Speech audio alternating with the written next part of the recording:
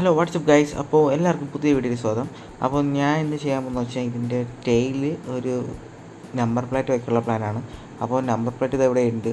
ഇത് വന്നിട്ട് ഹങ്കിൻ്റെ number plate ക്ലാമ്പാണ്. അപ്പോൾ ഇതിൽ നമ്മൾ എക്സ്ട്രാ ക്ലാമ്പൊക്കെ കൊടുത്തിട്ടാണ് ഇൻഡിക്കേറ്റർ സെറ്റ് ചെയ്യാൻ പോകുന്നത്. അപ്പോൾ ഇത് ഞാൻ കുറച്ച് എക്സ്റ്റെൻഡ് ചെയ്തിട്ടുണ്ട്. അതായത് ഇപ്പം ഷോർട്ട് പീസായിരിക്കും, അതിനെ കുറച്ചുകൊണ്ട് വലിച്ച് നീട്ടിയിട്ടുണ്ട് അങ്ങോട്ടും ഇങ്ങോട്ടായിട്ട്. എന്തായാലും നമുക്ക് ആ ഹോളിൽ കറക്റ്റ് ഫിറ്റ് ആകത്തുള്ളൂ. അപ്പോൾ ഇതിൽ പിന്നീട് വരണമെന്ന് പറഞ്ഞു കഴിഞ്ഞാൽ ഇതിന് വേണ്ടിയിട്ടൊരു എക്സ്ട്രാ ഒരു ക്ലാമ്പ് വാങ്ങിച്ചിട്ടുണ്ട്. അപ്പോൾ ഈ ക്ലാമ്പിലാണ് നമ്മളിപ്പോൾ സെറ്റ് ചെയ്യാൻ പോകുന്നത്. അവിടെ എക്സ്ട്രാ ഒരു ഹോൾ ഇട്ടിട്ടുണ്ട്. കാരണം ഇതിൽ വരുന്ന സ്റ്റോക്ക് ഹോൾസ് അതിലായിട്ട് മാച്ച് ആകത്തില്ല.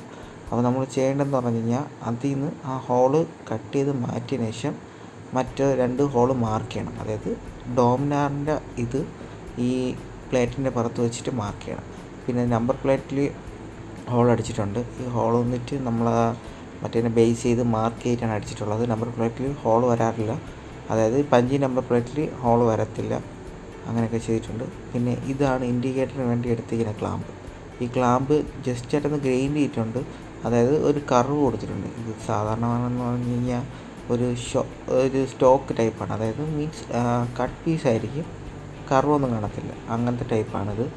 അങ്ങനെ 2 എണ്ണം ഉണ്ട്.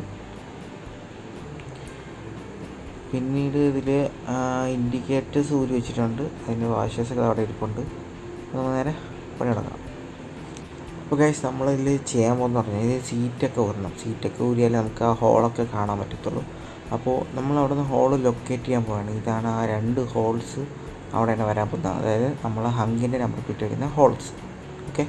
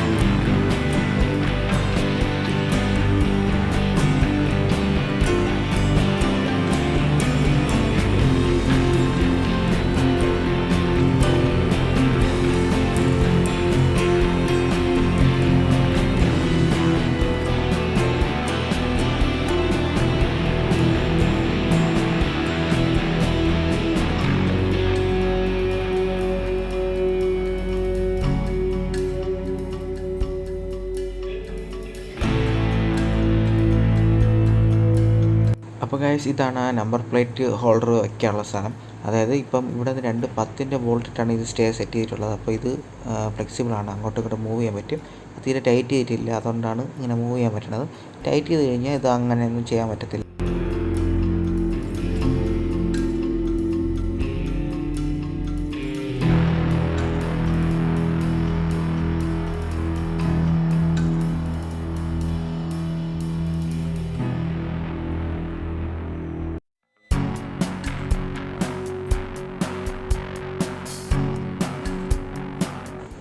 അപ്പോൾ ഗൈസ്, നമ്മൾ എല്ലാ ബോൾട്ടും ഇട്ട് വെച്ചിട്ടുണ്ട്.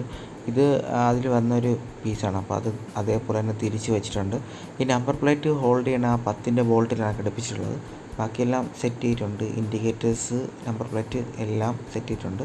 അപ്പോൾ ഇനി ഇതിൽ ഇൻഡിക്കേറ്ററിൻ്റെ കാര്യം പറഞ്ഞു കഴിഞ്ഞാൽ, ഇൻഡിക്കേറ്ററിന് വേണ്ടിയിട്ട് ഒരു 8-ൻ്റെ ബോൾട്ടാണ് എടുത്തിട്ടുള്ളത്. അപ്പോൾ അതിൻ്റെ അതായത് നമ്മൾ ഈ ക്ലാമ്പിൻ്റെ അകത്തും പുറത്തും, അത് മീൻസ് ആ ഫ്രണ്ടിലും ബാക്കിലുമായിട്ട് 2 വാഷസ് എടുത്തിട്ടുണ്ട്. എന്നിട്ടാണ് നമ്മൾ നെറ്റ് വെച്ച് മുറുക്കിയിട്ടുള്ളത്.